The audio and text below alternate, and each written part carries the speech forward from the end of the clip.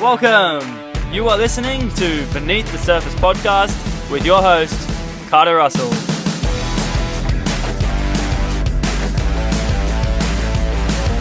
On this episode, Carter sits down with Tiziano Sguerso. Tiziano is a systematic therapist with a wealth of expertise in relationships and physical symptoms. It is fair to say Tiziano has been on a path that led him through great periods of shadow from an early age. Guided by an innate discipline, intuition, and curiosity, he began his family constellation work in 2016. Put your seatbelts on for this one as we dive into Tiziano's childhood, which led him down a path of crime, violence, prison sentences, kidnapping, a professional kickboxing career, depression, and large amounts of debt. Tiziano delves into his personal healing through family constellation. He explains what you can expect and how you can use this family constellation to heal toxic patterns, relationships, generational trauma, symptoms, illnesses, and much more. As always, we finish off with a rapid fire round. This one is especially exciting as Carter got the opportunity to ask Tiziano on common systemic meanings behind symptoms such as erectile dysfunction, infertility, attracting emotionally unavailable partners, addiction, porn addiction, and acne. Time to get beneath the surface.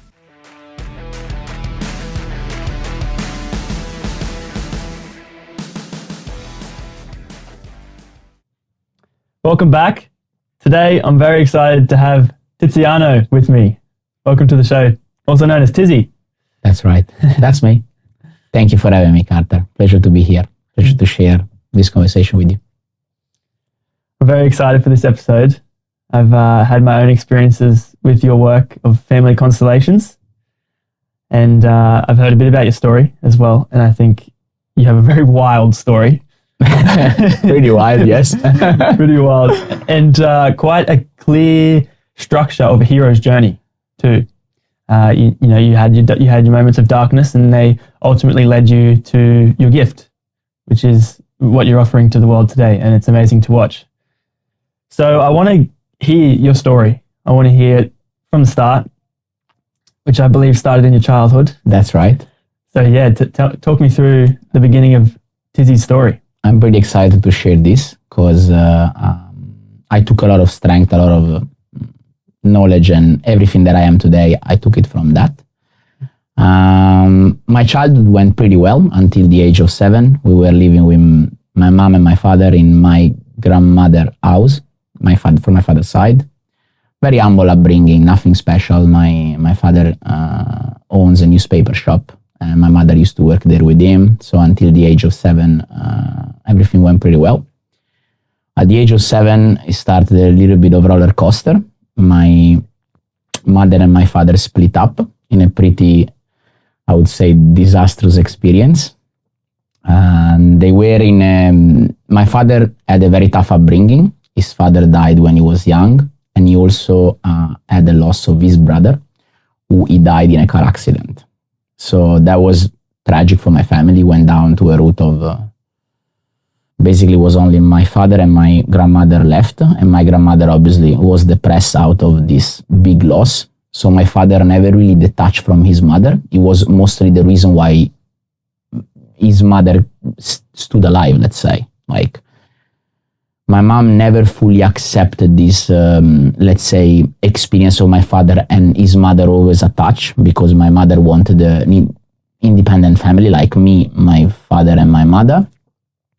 And eventually, at the age of 7, my mom started to say to my father, "Hey, I want you to step up. I want us to have our own house." My father never really wanted to leave his mother. And eventually, my mother decided to leave my father. And at the beginning for someone else, but I would say with the knowledge of today, it was literally just an experience that they had to go through to break. My father never digested, Carter, that experience. He became violent. He was always quite violent in the way, like, I wouldn't say violent in the way like, he was going to the street and bash other people, but he had very crazy reaction. Like he would throw stuff inside the house. He would throw plates. He would he would just make a mess, like a bit of psychotic experience, probably for what he has gone through on his upbringing. So when my mother and my father split, my father became violent towards her. My mother obviously took me with her.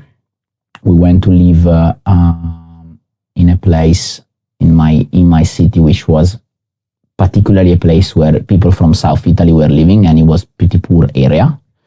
And obviously, without my father, I started to live without a leash, I would say, because my mother was working all day. She had to obviously leave me with her parents, with my grandparents, until I actually started to become completely independent at the age of 10. And eventually I grew up in an area where if you want to be loved and accepted, which means respect in my language, in my area, you need to be violent, just like the other. You need to drug deal, you need to bash others. Why is that? I could see my mates, they were much older than me, and everybody loved them because they were stabbing other people, because they were going out with a gun, because they were drug dealing, because nobody was working. I said, oh, cool. If I want to be loved, if I want to be accepted by them, I just need to do what they do. So I started to eventually get in fights pretty soon at the age of 14. I was stealing motorbike like with them, cars. At the age of 14? 14, 15. I was obviously one of the youngest, but because my uncle was a pretty known drug dealer in the area, I was quite welcomed. You are the Franchino nephew, we'll say. Oh, then you're welcome with us. It's okay, because you know how it works. Like, you have someone older than you protecting you, so you're welcome with us. So at the age of 14, I started to do pretty intense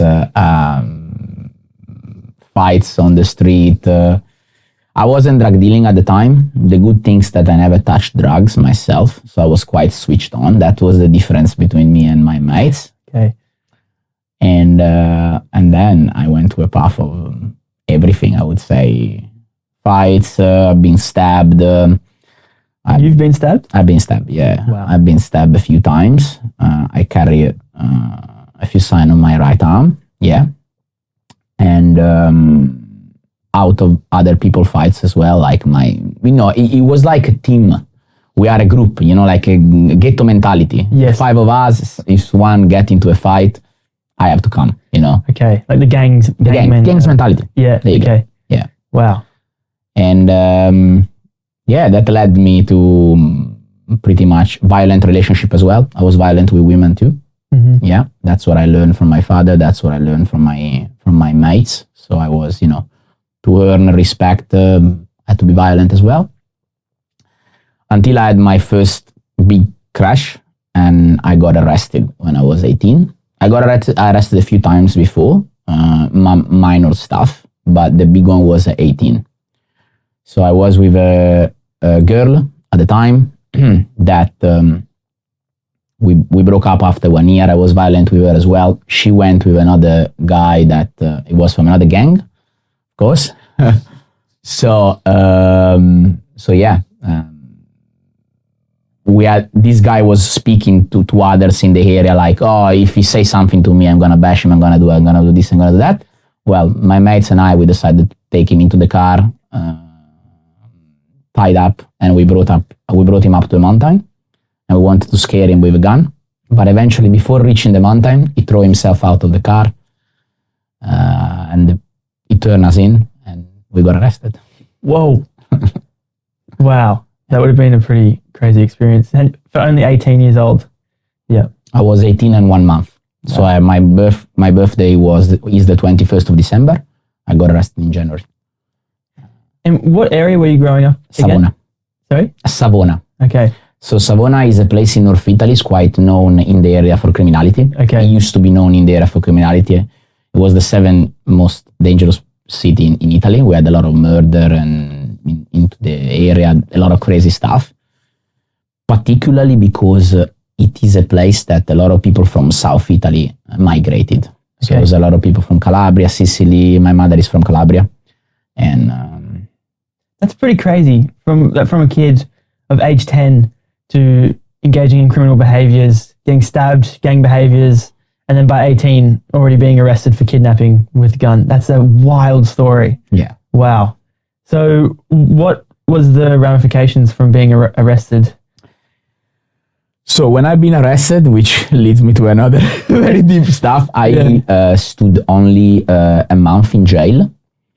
And obviously the police asked me, if you give me the gun, if you give us the gun, we release you, we send you home. So a few of my mates, they actually released the gun. It wasn't the real gun. They released to them what is called in Italian scacciacan.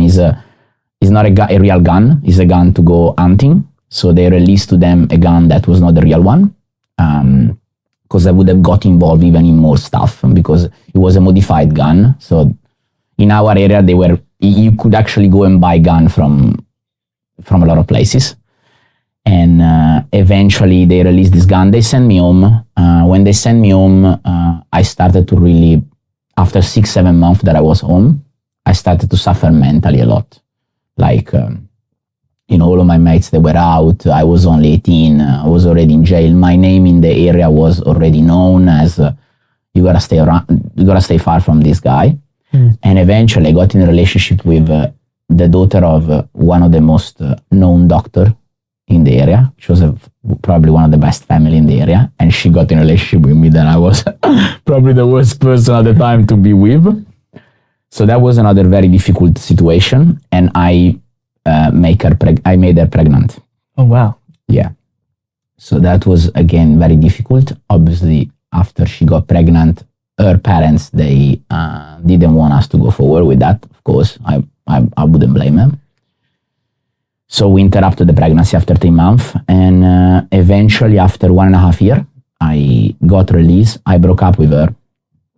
I got released. And I decided to give a flip to my life. Like, oh, it's time, Tizi, that you move out of this. So I got into combat sports. I was already into combat sports since the age of 6, karate, judo, stuff like that. But at the age of 16, I started to fight. I was pretty good at that. And I had a few good opportunities when I got out of the house arrest to fight big names. And eventually I knocked out one of them. Is this in boxing or? In Muay Thai, K1 style. At the time in Italy was common, the most common martial arts, it was combat sports were K1. Because Giorgio Petrosian, which is a worldwide known famous kickboxer, he was the one upcoming. So everyone was following him in Italy like he was the biggest name. So K1 was the name of the combat sports up into the stage. So I had the opportunity to fight a few big names in that. Eventually one I lost, but one I won. And he was a very big name, a French fighter in the area. And eventually I got up into that and I say, I can make a career of this. Mm-hmm. So I started to really train. I started to live off combat sports. I was also doing some security in the local clubs because obviously I was getting known with fighting. So people were respecting me. So I was actually earning what I wanted when I was, a teenage, like, oh, if you get respected, they love you. Cool. Mm-hmm. So I started to do a bit of that. Eventually, I reached the age of 21, 22, and I got hit by depression. Okay. What sent you into the spiral of depression? It sounds like you've had a pretty rough childhood. Yeah. Or at least a teenagehood. Yeah. And then you go into this form of mini depression, which kickstarts your boxing career. Yeah. Which sounds like, again, you're getting the respect that you earn, that you've yearned for. Yeah. So what was the turning point that made that no longer enough for you? I couldn't point, Carter, what really happened, but one day I feel I got back everything that I've done to others. And I tell you why I say that.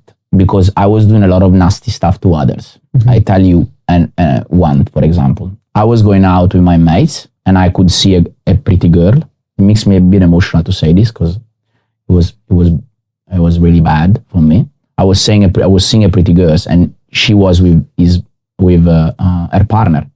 I would go to her and I would say, you are the most beautiful girl, you should be with me, like in front of him. So I was literally putting other people down. And some of them I actually ended up with those girls. I like that. And nobody could tell me anything because I was with people that they have made murder. And nobody was coming against me in the area. Eventually I paid that out 10 times and I will guide you to that. So at 21, depression hit me, 21, 22. So I had to stop fighting. I had to stop competing. I could also believe that was something physical because I was cutting a lot of weight. I was 72, 73 at the time. I was fighting 62 and a half to 64. So I was cutting a lot of weight. So up and down with my weight and water and stuff. So it was a bit crazy.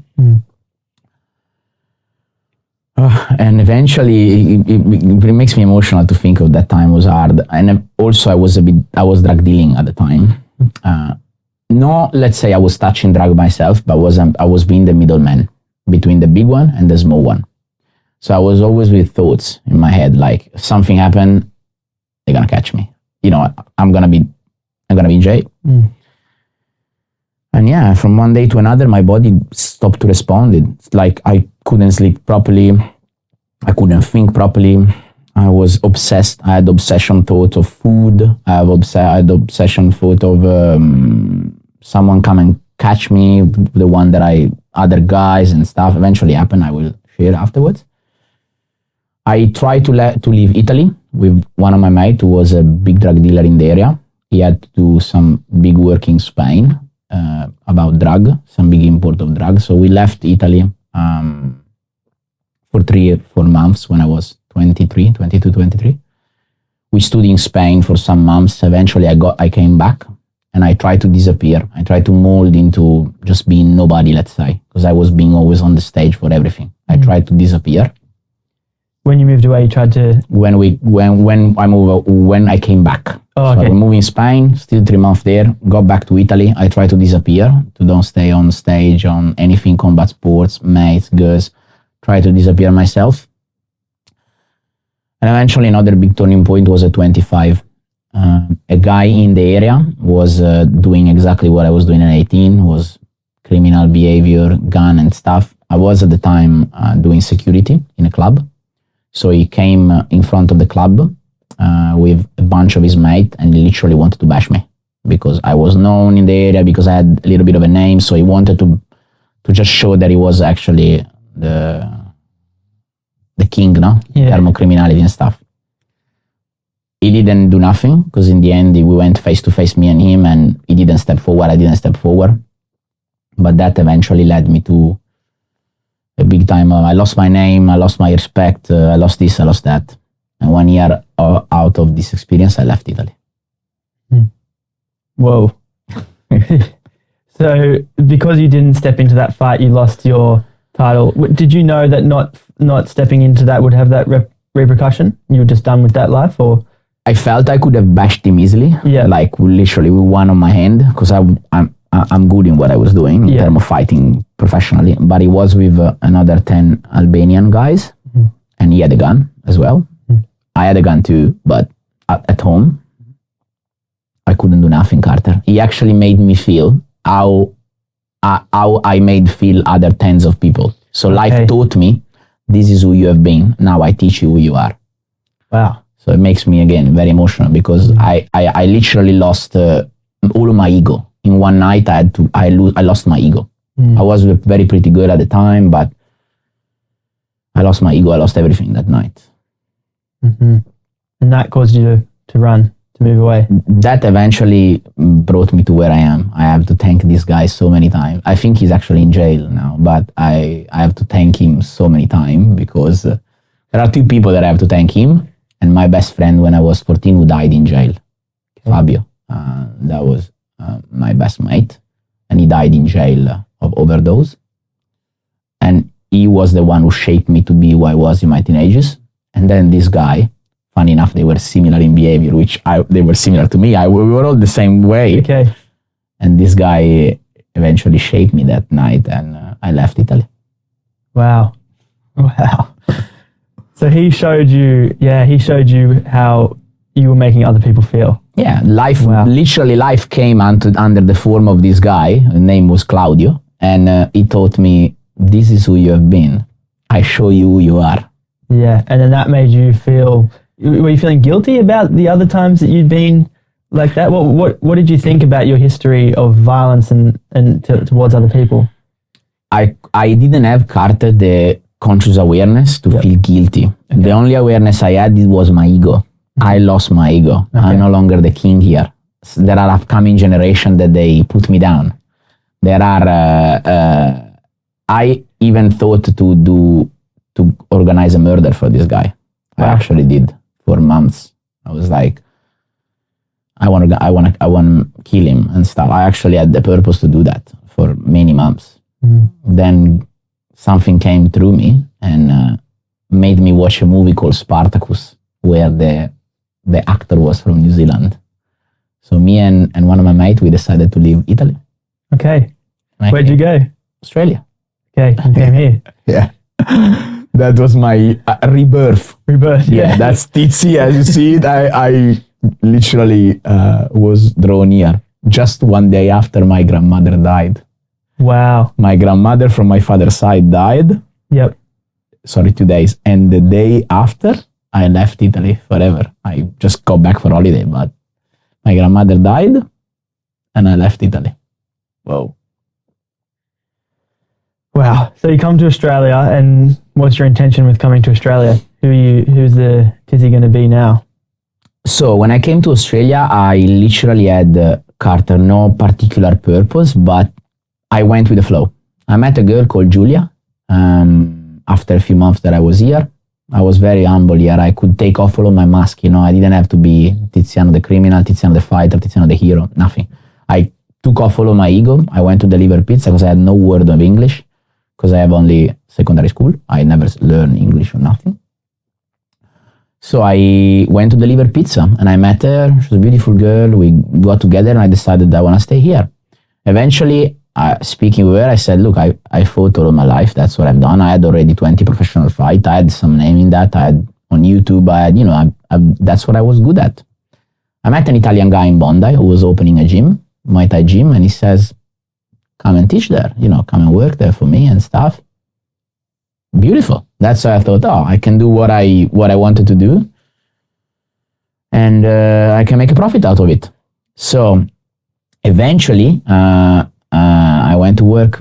At the beginning, I had a few fights. I still was suffering anxiety when I was stepping in the ring. I had a pretty good fight for the WBC title. That was big. I fought very well. Another one I lost out of a cut. And then I decided to teach. I would teach Muay Thai. I was good with communication. I'm very good at communication. I'm good with people. And I could see that, people were charging $100 for personal training. I know at the time for me it was like, wow, $100? Are you kidding me? I don't have to drug deal anymore. I was making $20 hourly delivering pizza. So that's what I started to do. Personal training. And another big chapter of my life started. I said, I'm going to be a personal trainer of famous people, of people, wealthy people. And that happened. It happened not only after 1 year, I started to add very wealthy clients, well known. They brought me to TV. Yeah, a few of them, they brought me to newspapers. I eventually almost left the work at the gym. I was only doing private session for them at home.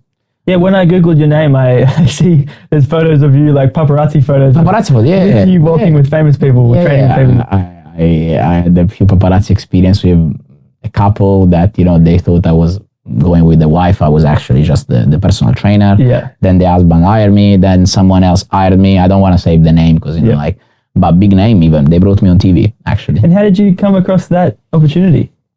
Life, I feel I was always guided in life. I feel I've been very blessed, Carter, into what I want to manifest happens. And I was just like, I want to just be the personal trainer of rich people. And eventually, out of synchronicities, people came into my life. Someone knew someone else, someone knew someone else, someone knew someone else. This is a personal trainer, this is great, da. And I'm very good at communication. I'm very good talker. So yeah. Do you think that those opportunities would have come to you if you didn't first put that idea out there? No. I do believe very much in the purpose of this poster, the hero journey. Like you go through darkness, but there's always light. So I knew that I went through darkness, big stuff happened, and no, I will go even into furthermore. But then things, I know that my dream could come true. You know, I had the dream, and the dream at the time was money, because that would give me value rather than, you know, criminality was giving me value. My name in fighting could give me value. Money could give me value. So I went through all of those phases and I manifested it. I put it out in my thoughts and it happened. It literally happened like wow. Magic. So from the chat we had off air, you told me you started the business when you got to Australia. Walk me through what happened there. So my first intention was to open a gym with a big company in Italy called Leone 1947. It's probably, everybody can Google it. It's very big in boxing equipment, branding and stuff like that. So I kind of made a deal with them. I contact them. I say, I'm in Australia. I want to import Leone. Are you happy with that? Yes, I'm happy with that. At the time I was still with Julia, and Julia started to work with a migration agent. That it was my migration agent at the time. My migration agent at the time. This guy and I, we decided to go along and we decided to open a gym together. Eventually, I discovered that this guy had an affair with Julia, my partner.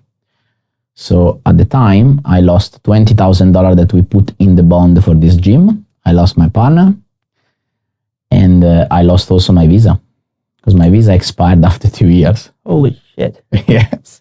Wow. But this was the biggest blessing, Carter, that happened above all of them. Because I met the person that allowed me the most to be where I am today, eventually. And when I met her, it was my ex-partner. She started to drive me into self-development. We eventually started to drink together. And I eventually made a visa out of thin air, literally, out of my mentality. Like I literally made the visa for the both of us out of thin air. This girl was with a guy at the time. And eventually she broke up with him. She got in a relationship with me. She lost the visa too. So we made the visa out of thin air for the both of us. And eventually I started that business that I spoke to you about, Leone 1947. It went great for the first 3-4 years. And eventually I started to know Constellation, what I do today. And this is also part of this, me moving out of manifesting this visa. One of my mates from Italy told me, you had a lot of extreme experience, Tizi. There must be something to your family that is leading you to this. And I was like, what do you mean? I didn't know nothing about spirituality, self-development. What are you talking about? I'm a guy from the street. Yeah, there's this German psychologist, psychotherapist called Bert Hellinger, which has developed this family constellation modality, which looks into your family system of belonging from a morphogenetic point of view, from an energetic point of view. So your imprinting, your cells, your bones, where you come from. And at the time I really needed it because the first few years the business went well, but eventually then I started to go down on a path of debt. And eventually I went down on a route of 120,000 euro in debt. 120,000 euro in debt? Yeah. Yeah. What would that be roughly to Australian? It was around 200,000, a little bit more. I had 2 or 3 ambassadors. They were doing well for me. The import was going well, but eventually we didn't sell up to standard. We lost a few big clients out of 40 products. They were clients that they were ordering a lot from us. So I went down on a route. I didn't realize I went down until I actually was really very late into that. Wow. Wow. Yeah. And my partner at the time was like, how do you live knowing that you own those money? I say, I've gone through worse in my life, so I feel like I can deal with this. You can deal with it. I feel I can deal with this. Yeah. Eventually, I was also studying constellation. And I went to do my first family constellation in person, and that shifted my life. I could realize that all of this was coming from my system of belonging, from something that happened into my family. Eventually, I feel to share. My uncle died, and my family inherited a big chunk of money, which they bought a house. And from a systemic point of view, I was carrying that guilt. So my uncle died, we inherited money. I must lose this money out of guilt. This is a systemic interpretation of what the constellation gave me. And when you say systemic interpretation, are you talking that's what the cells in your biology and the family lineage had imprinted on your body. So That's right. you didn't know you were carrying guilt, but your body, the cells do. Is that? That's absolutely right what you're saying, either from a biological point of view, but also from a morphogenetic point of view, quantum physics. We are energy, okay? So 99% dot some other 9 of our body is energy. There is a code, there is an imprinting, which quantum physics has quite well explained. And Ellinger has developed this methodology where we can actually dive into this inner knowing, into this subconscious dynamic, which we are not aware of. They happen unconsciously. You know, you do something, like it's like when you drive a car. I drive home and I do unconsciously. I'm not focused on where I'm going. I'm doing it subconsciously. Same into our life. If there is anger or guilt, some dynamic into our body that is acting unconsciously, we are willing to lose our money. Why?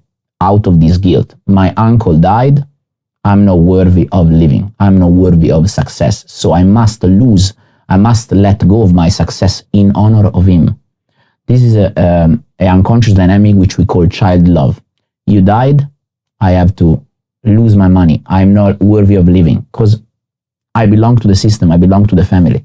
So when we turn this experience into out of your sacrifice and suffering, I shall make something good. Then we can actually turn subconsciously the energetic imprinting which we are running our life with.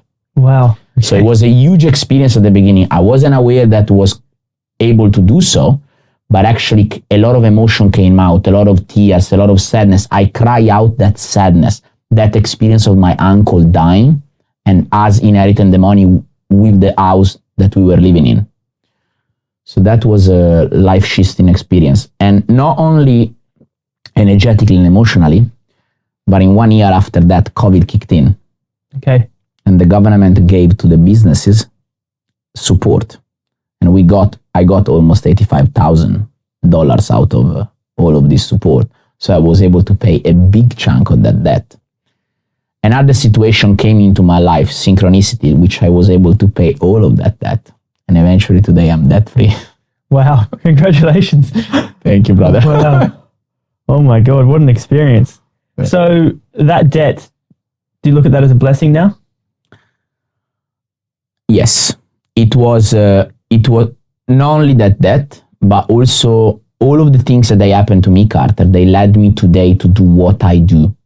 And why does that make them a blessing? I make it a blessing because the more my mother, let's say when they split my parents, my mother was putting my father down a lot, was speaking about him horribly. And I realized that I started to detach from my father. But over the years, the more I've gone through those pains, the more I've been able to understand my father's pains. So the more I've been able to understand my father's pain, which the pain I was carrying, and the more I could make a gift out of that. So out of all of those horrible experience, I made light out of this. Mm-hmm. And I also brought peace into my family. My mother and my father, they have a beautiful relationship now, even if my father is married to someone else. Wow. So it really led me to who I am today. And it led me to don't judge anybody. Because a lot of facilitators, they are able to give a certain amount of healing. But if they still have some sort of judgment towards certain behavior, I say something extreme, violence, pedophilia, raping, they're not able to go through this. But because I've gone through horrible experiences, the worst, and I've literally done horrible things, I'm not judging anybody. Mm-hmm. When people come to my event, they could be the psychologist, the doctor, but they could be also the pedophile. And I look at them with the same amount of love. Mm-hmm. And I know that all of them, they are doing an act of love. Despite it doesn't look like, subconsciously that's what they do. Mm-hmm. Because that's what I did. Did that take you some time to be able to get to? I know that a lot of the time people who experience horrible behaviors, the end goal is forgiving and understanding where this came from, but that can be hard for a lot of people. Did you find that hard to approach some people without judgment? Not because my father is absent of judgment. Okay. So the more I started to acknowledge my father and his gift, and the more I've been able to understand my gift. So I've been able to detach from judgment and understand that my naughty behavior, Carter, in my teenagers, and I've done horrible things. It was something within that was saying to my family, there is something not in order here. Someone is forgotten. Someone is excluded. There is no order between my parents' relationship. My uncle is never, nobody has spoken about it. Nobody has spoken about my grandfather, because when something horrible happening to the family, everybody buries stuff. But I actually, with my behavior, naughty children are children that they acknowledge a disorder into the family. That's what I understood through my work. No, despite whatever they do, children who are naughty, who are rebellious, they are acknowledging a disorder into the family. Ellinger has taught us that there are no naughty children. There are children who are acknowledging a disorder. There's something that is not in order in the family. So this is what led me to do not forgive myself, but understand. You use the right word. I understood myself. And this is how I am capable to understand others. Wow. Obviously, the experiences you have gone through have now turned into a blessing. And you can Big time. Yeah, you can see that now. Yeah. But when you were a criminal, when you're on the streets doing these horrible things, what did Tizzy need to hear then? If you could go back in time and give him one piece of advice, what would that be? I love you. If I could give to him, I love you, you belong here, we love you, you are part of this. The only things I wanted, Carter, it was to be loved. Everybody was violent. Everybody was drug dealing. Everybody was bashing other people. And people loved them for that. Oh, you are great. Oh, you are fantastic. Oh, pay attention to that guy. Don't say nothing to him because he's dangerous. So this form of respect, that's what I wanted to. I just wanted to be accepted. I wasn't accepted. I felt I was not accepted. I had no... Between 12 and 13, I felt nobody was accepting me, or I needed to be accepted. So how other people were accepted? By violence, by drug dealing, by playing with girls. So I thought I do the same. So what I would say to him is, I love you and you are good as you are. You are good as you are. Don't put any mask of violent because I'm not violent. Don't put any mask of rough boy because I'm not a rough boy. Just be yourself. Wow, powerful. So let's talk about the work you do today. Yes. Family constellations. Let's say I have no idea what they are. Never heard of them before. I'm not even really, let's say I'm not really even that much of a spiritual person. Why should someone go to a family constellation? What can I expect? Family constellation is a psychotherapeutic approach, which is part of the psychotherapeutic experience called phenomenological. So we are observe the phenomena. What does it mean? It means that if I use what Rupert Sheldrake called morphogenetic field, if I place a representative into the room of my mother, perhaps I take you, place you into the room, and I set you as you are my mother. I set someone else as my father, my grandfather, my family of origin. After a little while, those people will start to perceive emotion, movement. Why is that? Because we are all connected by something deeper than just matter, than just bones, than just cells. We are connected to morphogenetic field. This morphogenetic field is this what they call the Great Spirit, what some religious people call God, spiritual people call love, and scientific people morphogenetic. So if you go deeper inside, you are connected by feeling. So there is no differentiation between you and my mother and between me and your father. If you place me into the field and I start to stay concentrating into my feeling, perhaps I start to feel and perceive what your father is feeling. And eventually out of that, we can observe out of the representation what happened into the family.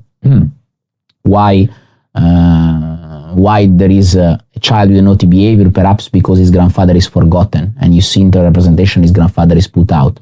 Someone look at the floor because someone look at a dead person. There's a dead person to be acknowledged, and on and on and on. Eventually, from this morphogenetic experience, we embody in our cell, in our bone. We are our mother. We are our family, but particularly our mother.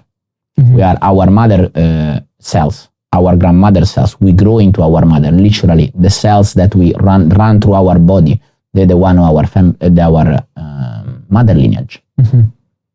So. It is quite... I would call a strange experience at first. When I did my constellation with you, we were given roles, as you said, so we're placed around the room, and I would be, let's say Toby was having a constellation, I would be Toby's grandfather. And it was crazy what came over your body and how the feelings would change. Like it was probably the most supernatural experience I've ever had. And that's to do with the what's known as the field? Morphogenetic field. Morphogenetic field. I invite also our listener, your listener, to research Rupert Sheldrake understanding and morphogenetic field of experience, of existence. Mm-hmm. This is the reason, Carter, why we acknowledge that if, let's say, out of... let's put an example that everybody can understand. If a monkey discovers in Brazil a fruit that is suitable for them, the same species of monkey in Australia will start to eat that fruit, even if those two species, they didn't touch each other. So one is in Australia, one is in Brazil, but they start to eat the same fruit. Why? Because they run through the same intelligence. So we are part of the same consciousness. We are part of the same field of existence. We are connected by something deeper than just bone and flesh. This is something that quantum physics, science acknowledges. Wow. Yeah. So to give me an example, how can, say someone's looking to find their path, or they're looking to embark on their version of their hero's journey and find their gift, how could Constellation help them with that? Constellation brings clarity. Constellation bring awareness. So people are able to understand why they repeat the same pattern, because they are loyal, because they are entangled. Perhaps their grandfather and grandmother, they split out of a disharmonious experience, which their grandfather had a mistress, let's say. And they see after 3 generations, perhaps, that they repeat this same pattern. So by bringing awareness to that first disharmonious experience, people are able to release that experience, that entanglement, that loyalty, so they can be individual. They can experience themselves as separated from their family. So if someone cannot find their path, if someone is blocked, perhaps they are loyal to something into their system. For example, they are distant to their father. For example, their mother deny access to their father. So there's something blocking them. Not consciously into their mind, they want to achieve that, but subconsciously, to an energetic point of view. So Constellation bring awareness to what is blocking them to lead them to light. I can tell you that if I wouldn't have gone through that experience of Constellation, I would have never realized I'm acting normally here. I don't want to lose 120,000 euro, but there was a reason. And that reason didn't click only subconsciously. I cry out the sadness and stuff, but even consciously, hey, this makes sense.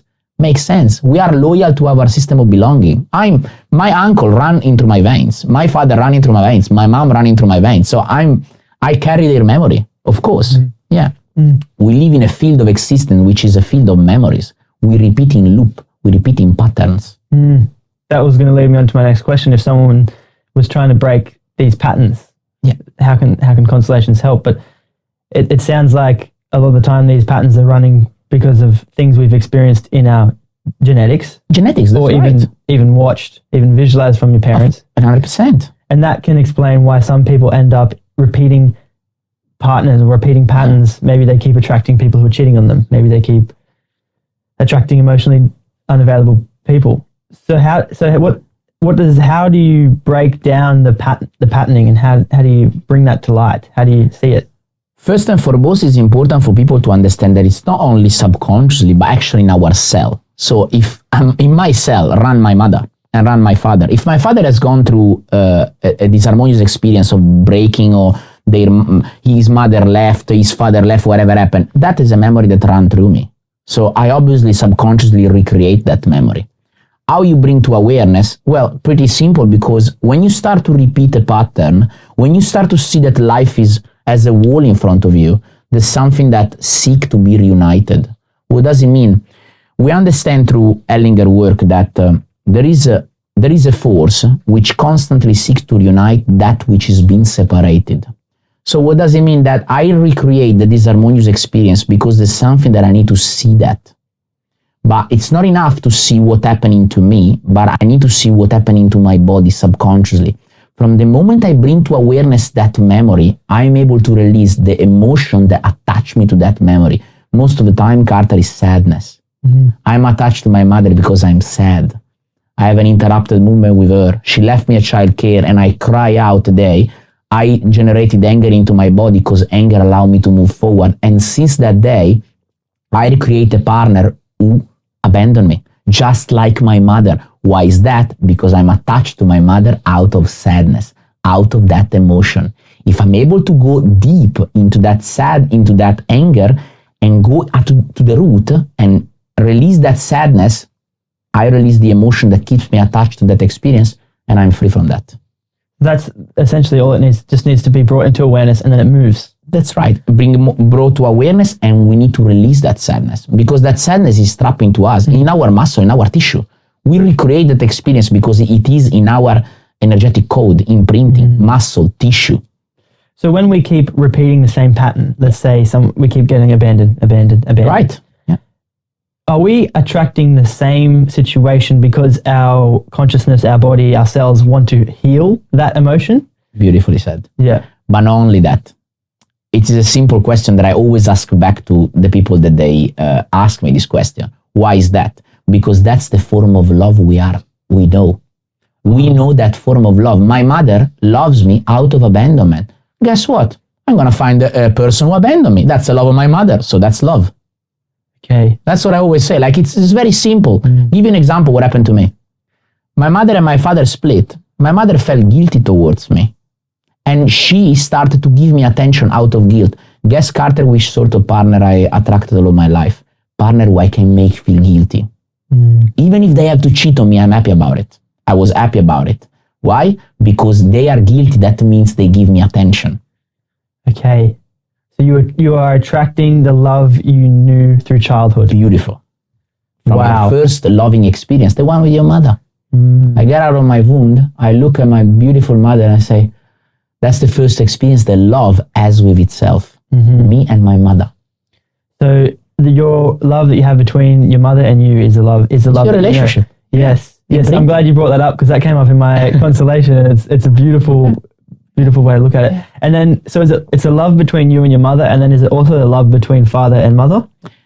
That's the next step, which I'm explaining about. The love between my mother and my father is an imprinting for my relationship. Let's say that the form of love I attract is the one with my mother. But eventually, I'm going to sabotage my relationship just as my mother and my father, because that's how relationship should be. I've seen them doing that. I should do the same. That's the form of love I know about it. They've split up after 5 years. Perfect. After 5 years, perhaps I become violent. Perhaps I become whatever, just like my father. That's what I was doing with my girlfriends. I was being violent. Why? My father was violent. So for me, was what love was. Wow. And as children as well, we don't do what our parents say, we do what our parents do. Beautiful. So that's right. It makes a lot of sense. So how does this work then with diseases or illnesses? Because I understand we do a lot of pattern work. Like I came to you because I was having relationship patterns, relationship troubles, actually to do with abandonment. And my whole session, I was just crying. It was such a beautiful release. It was an amazing experience for me. But I also witnessed other people came into that because they wanted to heal acne or they wanted to heal their bowel issues. So how does that work with disease in the body? First, I want to say a quick things about what you said. I always say, Ryan always mentioned it from me, sadness, tears are, if you keep them trapped, if you don't cry, they make you sick. So I always say to my client, cry it out because of sadness, tears, they make you sick. Wow. Symptoms, big chapter. Symptoms is a love that cannot make it. Is a manifestation of a love which cannot find fruition, which cannot find completion. Give you an example. I break up with my partner after 5 years, and randomly, after I break up and I meet another person, I start to have rashes, scratch on my genital area. That symptoms connect me to that love which couldn't make it, to my partner, to my ex-partner. There's still a love there, but we couldn't make it. So I scratch because my body intelligently create a physical reaction rather than actually make me focus on the sadness of that separation. My body intelligently repair out of giving me this scratching experience. The symptom is the best that my body can do. Okay. Systemically, the symptom is an interrupted relationship, a love which cannot make it. Mm-hmm. Interrupted relationship.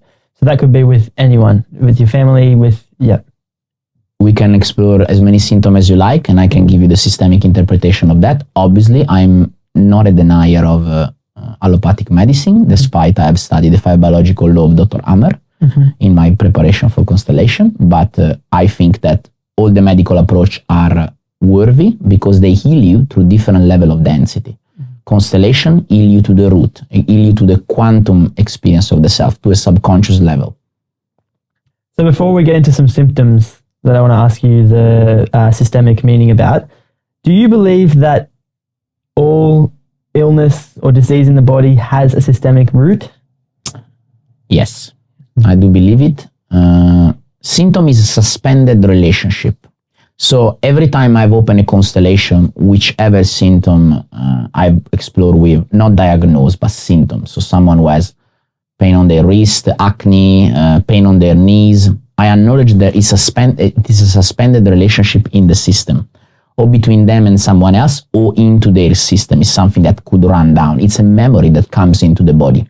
Eventually, through the five biological law, we understood of Dr. Hammer, sorry, I missed that. We understood that symptoms appear in the reparation process. So when we go through the conflict, to the experience, to the separation, the body doesn't experience any symptom because it is increasing its function to face the conflict. When then we go into the reparation, so when the conflict has finished, the body manifests the symptom when it returns to its normal functions. All doctors and followers of Dr. Hammer, they are well aware of that. I have obviously my study in that. That's how I can do my work. But I've been blessed to have very successful experience with symptoms, pretty much all of them. And it's one of my passion. Yeah. That leads me straight into my next question. I want to hear some of the most profound experiences that you've seen through Constellations, if you don't mind sharing some. Yeah. Symptoms or generally? Or experiences, just whatever you feel the most profound work you've done with Constellation or seen. One of my biggest experience, which probably she will hear this podcast, a friend of mine stole roughly $1 million from their family, from an inheritance. She was running down of a very deep illness. She lost her business and she ran down of a deep illness over the years. She came to me for a constellation. We have done this dynamic, and it came out that was something she was carrying from her system of belonging, her great grandmother. She eventually, we brought that to awareness. 2 weeks later, she was able to repay the debt to her family somehow. Yeah. Whoa. And roughly 3 months later, the cancer disappeared. Holy moly. So in 2 weeks' time, she was able to find $1 million. She borrowed it, but she didn't use them all. Yeah. So she was able to repay it, to give that to her family. And then she cured the cancer. We don't use the word cure. I don't use the word cure just out of my professionality into the work, but she was cancer free. Okay. After 3 months. Wow. That's pretty profound. Her cancer was behind her right eye, and on her brain. Wow. Do you have any other experiences or stories? That's amazing. Just one came out of yesterday. She had, this lady had a chronic pain on her right shoulder for almost 20 years. She did an experience of constellation with me roughly 3 weeks ago. She messaged me a few days ago, probably yesterday, I still have the message. She said, I don't know how that happened, but I'm pain free. I haven't been for 20 years pain free. 2 of my best friends, they are getting married very soon, and they were having issue in their relationship. They came to the constellations and they are getting married. They proposed to each other. He proposed to her a few years ago.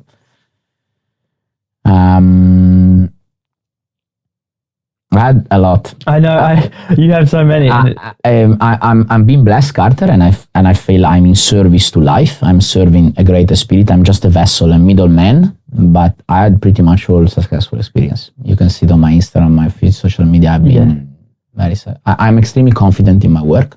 Just because I'm extremely humble in that, I'm extremely humble in guidance. So when I'm into my work, I'm guided into do that. It's like an inner knowing that I need to say that, I need to do that. Sometimes what I say doesn't make sense to the people, but it causes a reaction, and that reaction makes something good for them. Mm-hmm. It is wild. I've heard some of the stories through you and Ryan, and that's what led me to do my own journey. It's crazy the results that you see. And even in my own experience, I came to you because I was having relationship trouble. 1-2 months later, I'm in the longest relationship I've ever been in. I know Toby, my brother, he came with me. He had a pretty wild experience as well. So I urge the listeners to just look into this because it is wild. It's interesting how much is going on that we don't know about and we can't see. The world today is very physical based, I find, and this work is amazing. So I want to get into some rapid fire questions if you don't mind. Go on. I'm all for that. The goal behind the rapid fire round is to get a quick answer, about a minute or so, and that way we can get through a few topics for the last 10-15 minutes.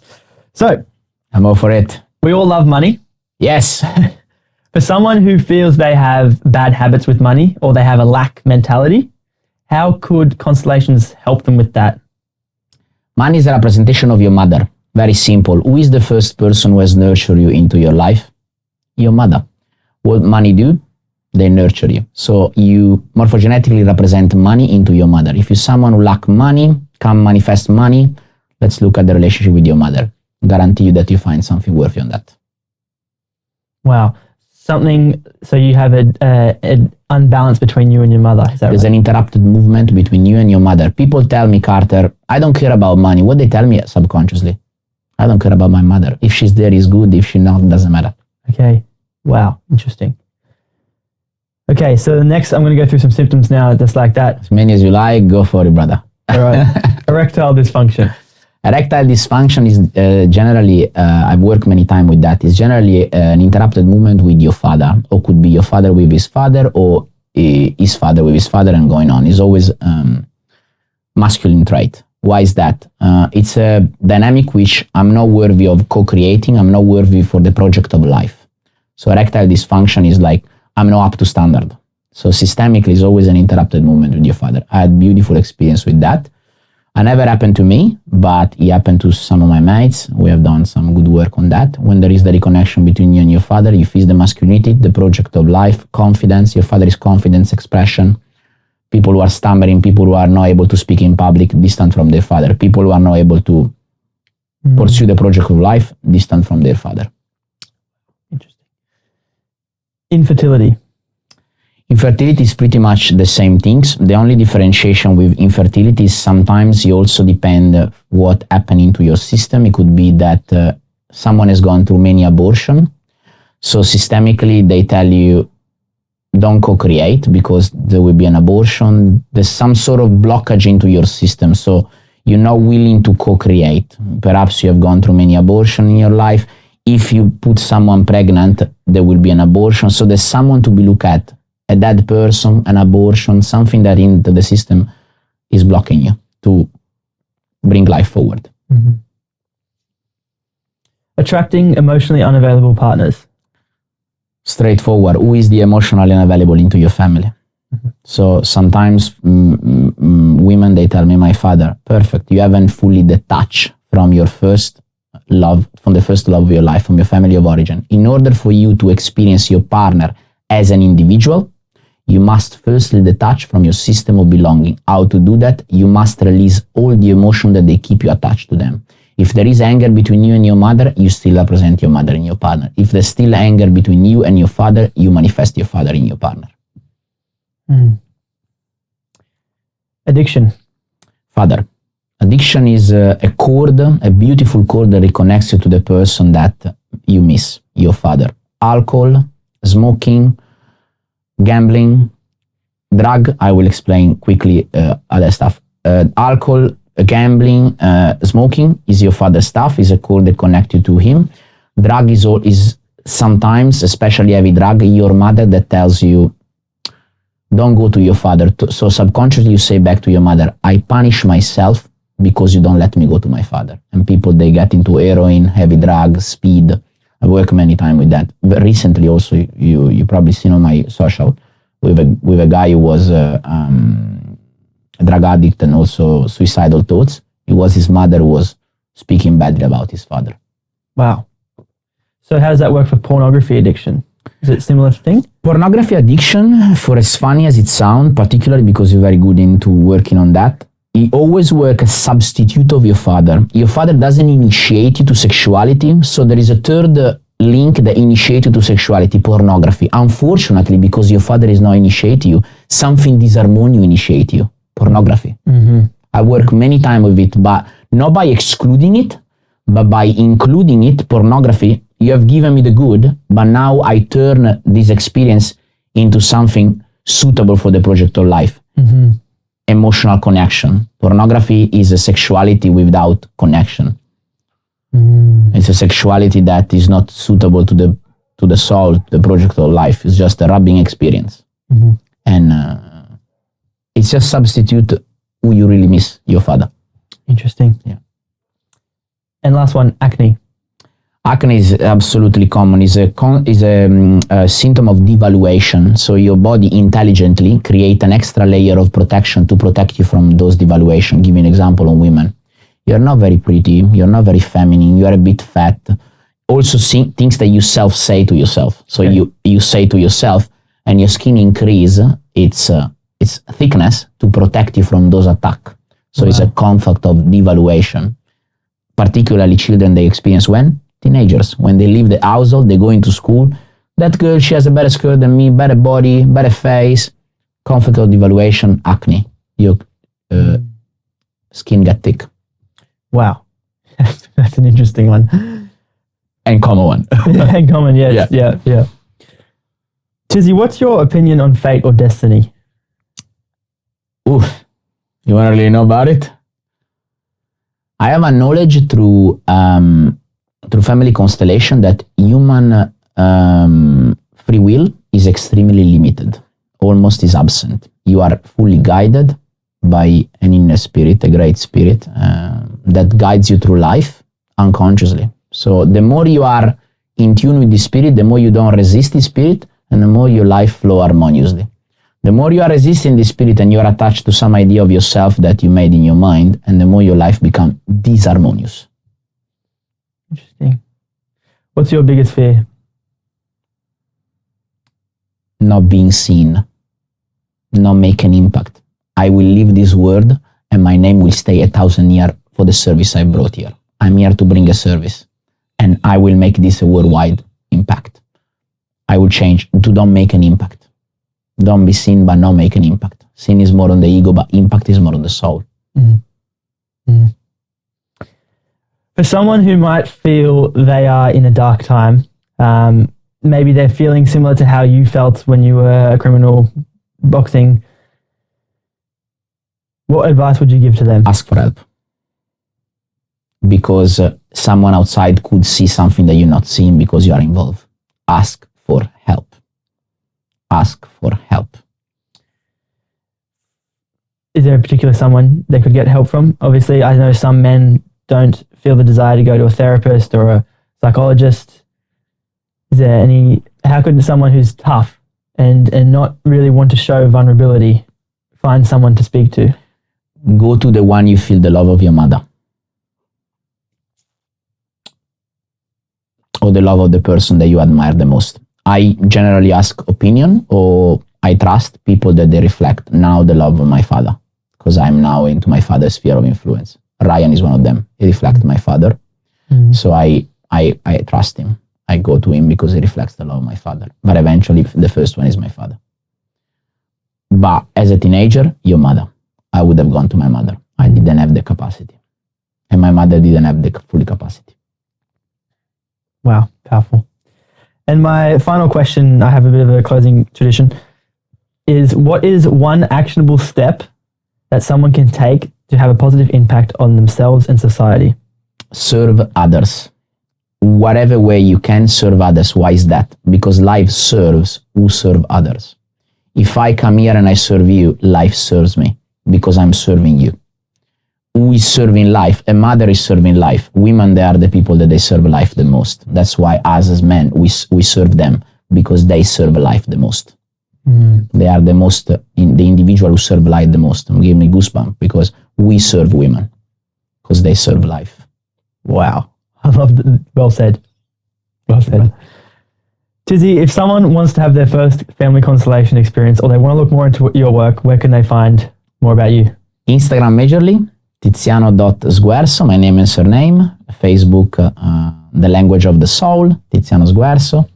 My website, there's already one, but there's a beautiful upcoming with a lot of contents in a month time, www.tizianosguerso.com. And I will be very pleased and honored to serve you all because that's what I'm here for. That's my life purpose, and I want to make a worldwide impact with that, and I shall. I trust you will, Tizzy. I'll put all that stuff in the show notes below so that people can click the links. And I urge you to look into it because I've had such profound impact for it, and I think the world would be a much better place if people saw you, Tizzy. So thank you for coming on this podcast. It's been amazing to hear your story from start to finish, and even I've understood constellations at a deeper level now, which is obviously it can be a bit of a complicated topic, but you've done really well to put it into a practical way of understanding. So thank you. Thank you, brother, for having me and for allowing me to spread my word and my purpose. It was an honor to be here. Thanks, Tizzy.